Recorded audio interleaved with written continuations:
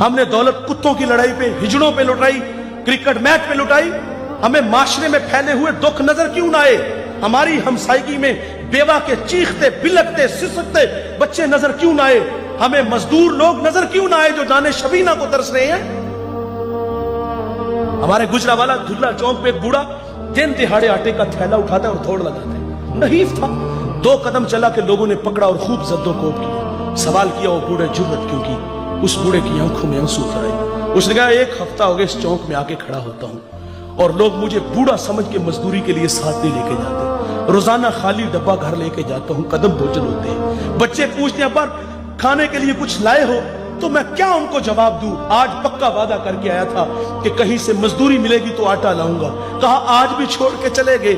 इतनी मार खाई के लहू लहान हुआ। अगर वो बूढ़ा मर जाता ना गुर्बत की वजह से तो फिर उसी मोहल्ले से बड़े सखी निकलने थे। किसी ने कहना कफन मेरी तरफ से, और जब जिंदा था पैबंद लगे कपड़े तेरे सामने पहन के गुजरता था। तेरी दौलत का कद इतना ऊंचा था कि तुझे वो नजर ना आया। आज मर गया तो चिट्टा लिबास ले आया। फिर मोहल्ले से और भी सखी निकलते हैं, कुल 10वां 40वें की रोटी हमारी तरफ से।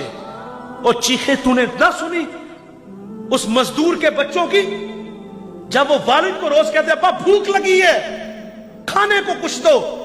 उस वक्त कहां गए ये सखी? उस वक्त कहां गए ये मालदार?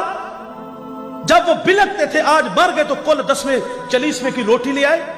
जिंदों की कदर करना जानिए मेरे भाई, जिंदों को इज्जत देना जानिए। मुझे वो कमालिया की बेटी नहीं भूलती जिसका बूढ़ा बाप अपनी बेटी को तालीम की दौलत से आरास्ता करता है। अब वो बालिगा थी, निकाह की तकरीब है, उधर से बारात आ रही है, इधर बेटी वाले तैयारियों में थे। हमसायगी में से किसी ने शरारत की, जिसके घर में आ रहे हो वो अपनी बेटी को चंद जोड़ों के सिवा कुछ भी नहीं दे सकता। बारात वहीं से वापस चली गई। बताइए साहिब उस बेटी के दिल पे जो कुचोके और जख्म लगे थे उसका मदावा किसने करना था? चांदी उतर आई बेटियों के बालों में। मुफलिस को फिर उम्मीद है कि बारात आएगी। किताबे जीस का एक और बाप बीत गया, जहेज बन न सका और शबाब बीत गया। हमें ये घरों में बूढ़ी होती हुई बेटियां नजर क्यों ना आई?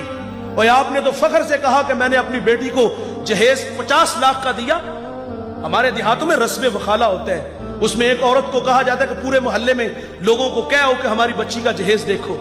उस जहेज को देखने के लिए मजदूर की बेटियां भी आई, बेवा की बेटियां भी आई। जब रात वापस आती है ना, वालिद आता है तो वो मासूम बच्चियां होती हैं, अपने वालिद को सुनाती है कहानी कि अब्बा उसने अपनी बेटी को जो पहले दिन कपड़े पहनाने हैं उसका ऊपर रेट लिखा हुआ था, 2.5 लाख का सूट था। वो बूढ़ा कितना दुखी होता होगा जो अपनी बेटी को ईद वाले दिन भी 500 का सूट नहीं लेके दे सका।